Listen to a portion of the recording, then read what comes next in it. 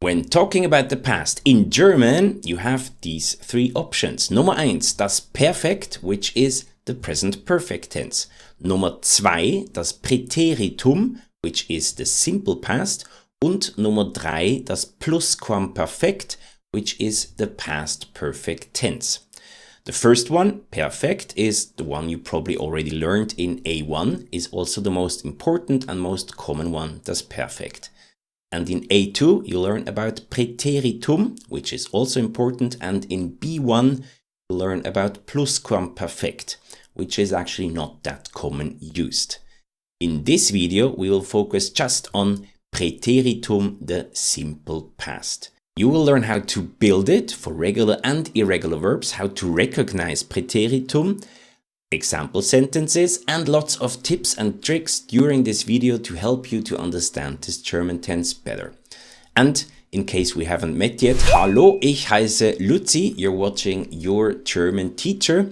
And if you are learning German by yourself or you're taking classes, but it's a little bit too fast for you, check out our homepage, yourgermanteacher.com, where you can find ebooks, worksheets, and complete online courses which will help you on your German journey. You will find the link down in the description. Alright, Präteritum. When we're talking about Vergangenheit in general, we have mostly like these two options just mentioned before. Das Perfekt, present perfect tense, which is ich habe gemacht zum Beispiel oder sie ist gegangen. And the second one is das Präteritum, the simple past. Ich war, wollte, wir hatten zum Beispiel. Now, important to understand is that the present perfect tense, das Perfekt, is mainly used for speaking.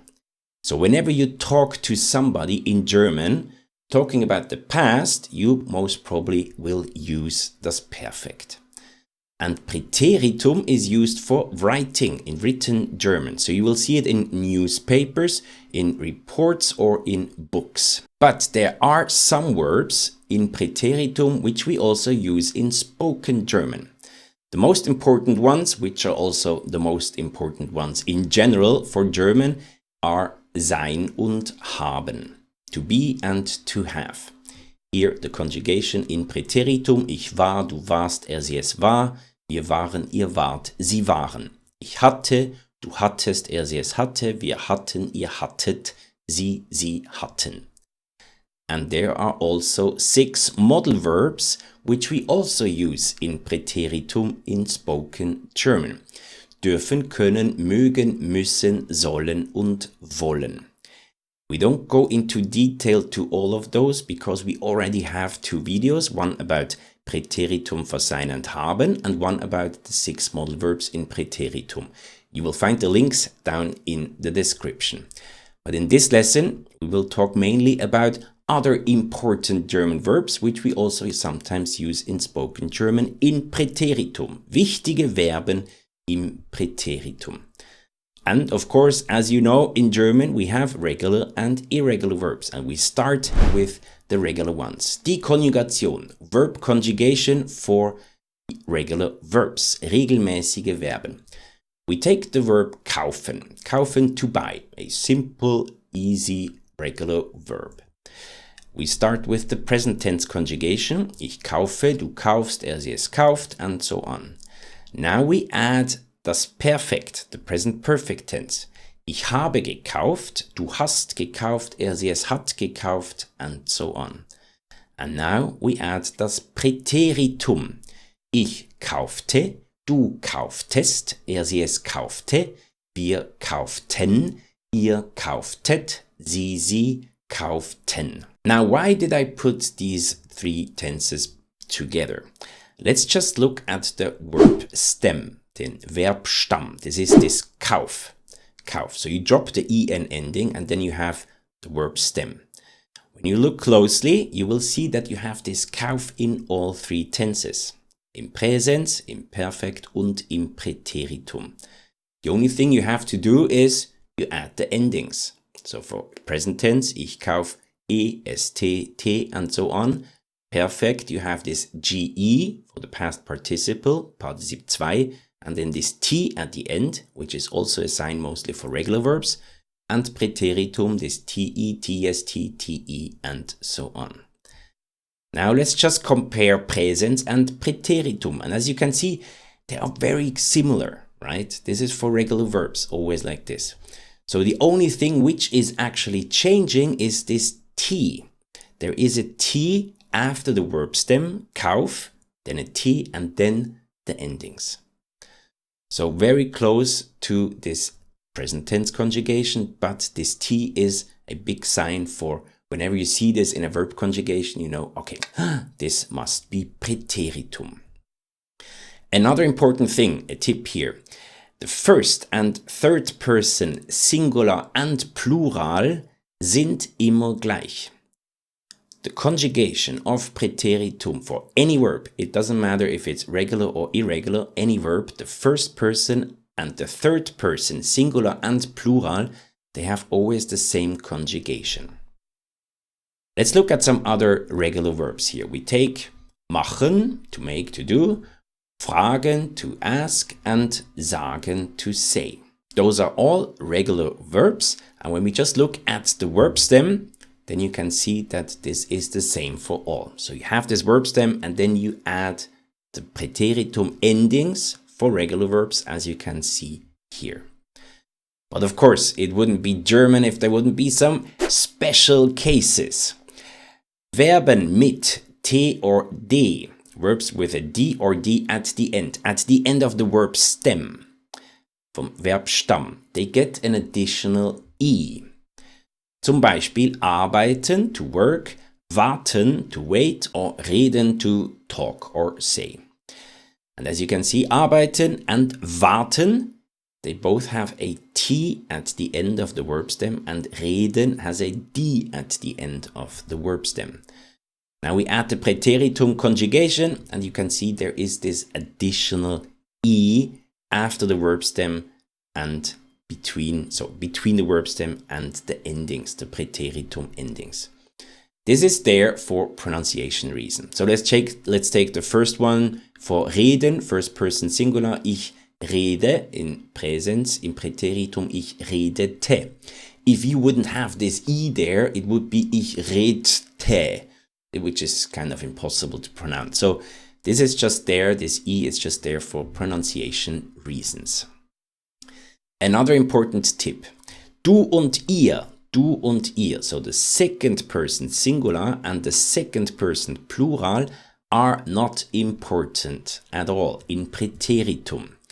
So you not forget about it, but you can kind of neglect it. Why? Because whenever you use the second person singular or plural, this means you're talking to somebody directly. And whenever we talk to somebody directly about something that happened in the past, we would never use Präteritum.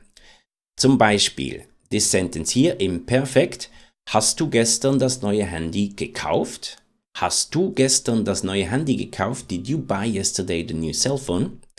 In Präteritum, this would be, kauftest du gestern das neue Handy? Kauftest du gestern das neue Handy? Absolutely perfect. Grammatically, it's correct. Both sentences are correct and both have exactly the same meaning. But we would never use Präteritum. So for spoken German, hast du gestern das neue Handy gekauft? Imperfekt is perfect, and we would not use Präteritum.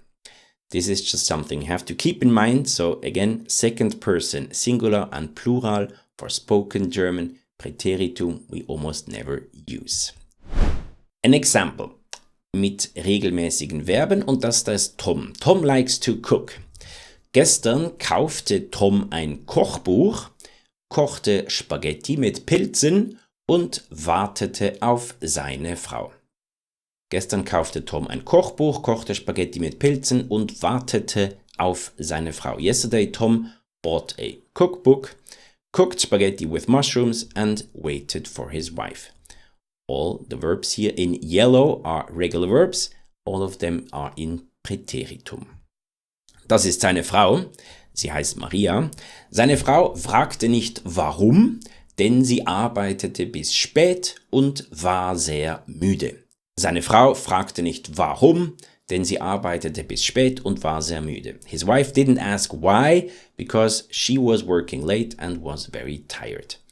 Again, 3 verbs all in yellow. Fragte und arbeitete sind regelmäßige Verben. War is actually an irregular verb, is Präteritum von sein. Alright, regelmäßige Verben is done. Let's go to irregular verbs. We start again with the conjugation. We take the verb bringen, to bring. In Präsens, bringen looks like this. Ich bringe, du bringst, er, sie, es bringt, wir bringen, ihr bringt, sie bringen. Which looks very regular, right? And this is something you also have to keep in mind. If you just look at the verb conjugation for Präsens, for present tense, you can actually not tell if this verb is regular or irregular.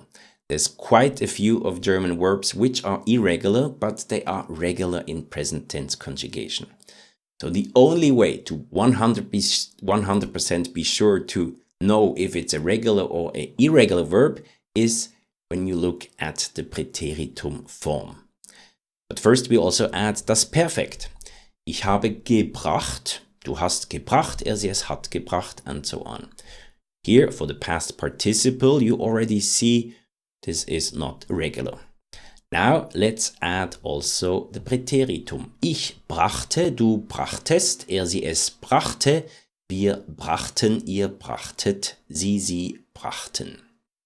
And here you see 100% this is not regular because the verb stem, this bring, is actually not in the Präteritum form. So this is the sign, okay, this is a 100% irregular verb. Now here again, I added all 3 tenses. Why? Because here you see some similarities between perfect, the past participle, gebracht, and the Präteritum form. And this is something which you also see in other verbs. For example, denken und wissen. Denken to think und wissen to know.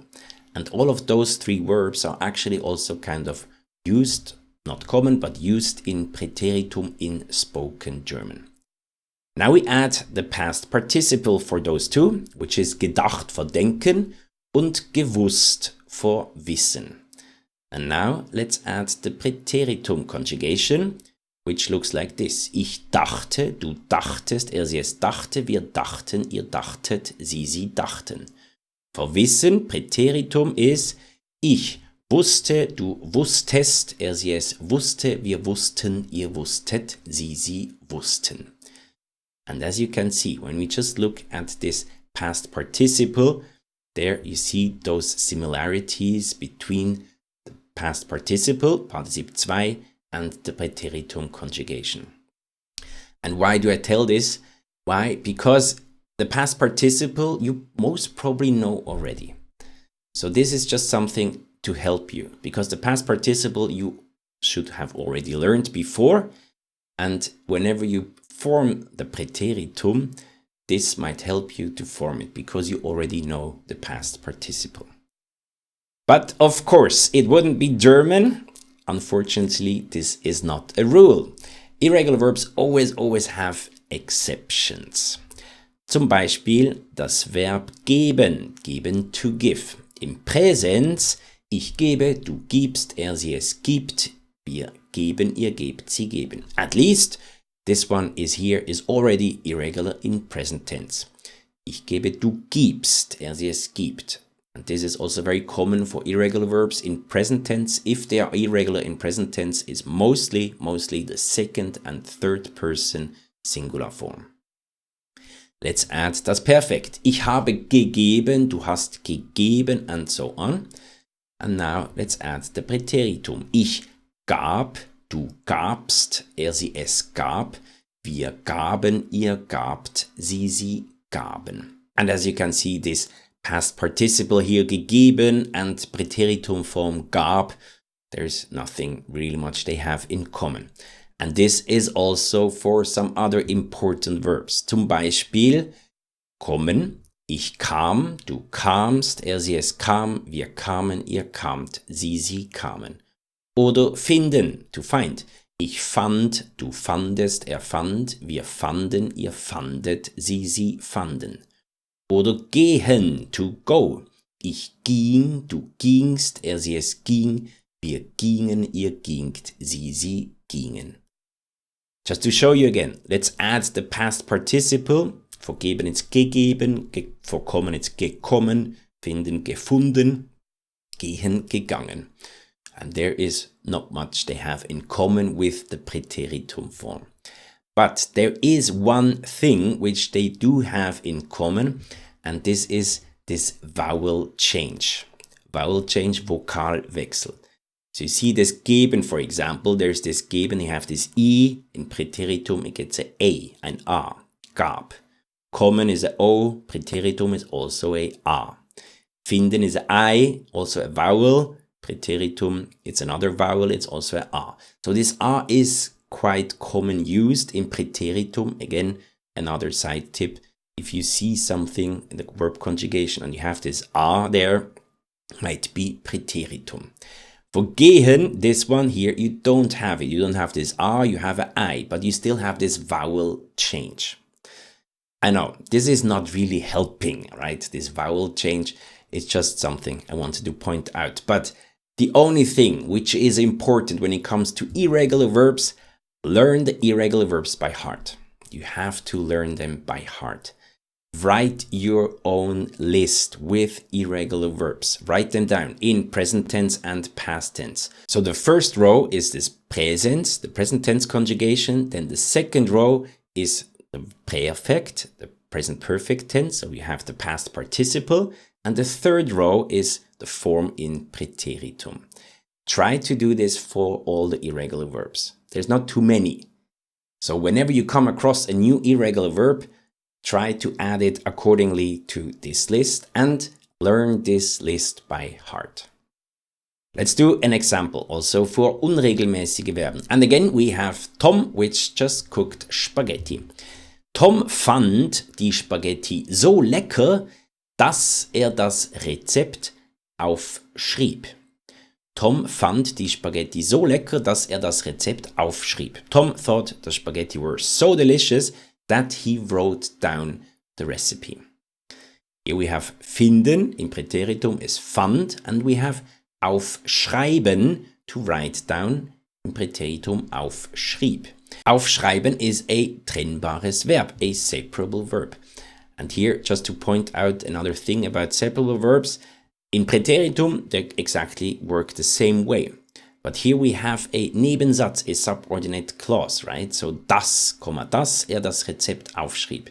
And in a Nebensatz, separable verbs are not separated, they are just put together with the prefix first, auf, and then the conjugation here in Präteritum. Und Maria, seine Frau, Maria brachte das Geschirr in die Küche, gab der Katze frisches Wasser und ging ins Bett. Maria brachte das Geschirr in die Küche, gab der Katze frisches Wasser und ging ins Bett. Maria brought the dishes into the kitchen, gave the cat fresh water and went to bed because she was tired. Here as well, in yellow, all three verbs are irregular verbs, all in Präteritum form.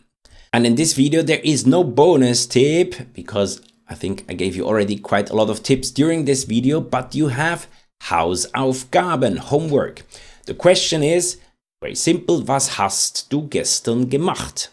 Was hast du gestern gemacht? What did you do yesterday? Now, to answer this question, in the comments, write everything, the complete answer in Präteritum. You have to write the answer in Präteritum. Zum Beispiel, gestern ging ich ins Kino und sah einen Film. Yesterday I went to the movies and watched a movie, which is pretty obvious. So sah, maybe this sah is Präteritum von sehen. And maybe you don't know this. Maybe you don't know the conjugation of sehen in Präteritum. Just go to Google, type in Präteritum von, and then the verb, here for example sehen, and then you will have the conjugation in Präteritum on the first page. just as a small side tip. And if you want to know more about perfect, the present perfect tense, you can watch this video here, or sein und haben in Präteritum, then you can watch this video here. Vielen Dank fürs Zuschauen. I hope you learned something. Bis zum nächsten Mal. Tschüss und auf Wiedersehen.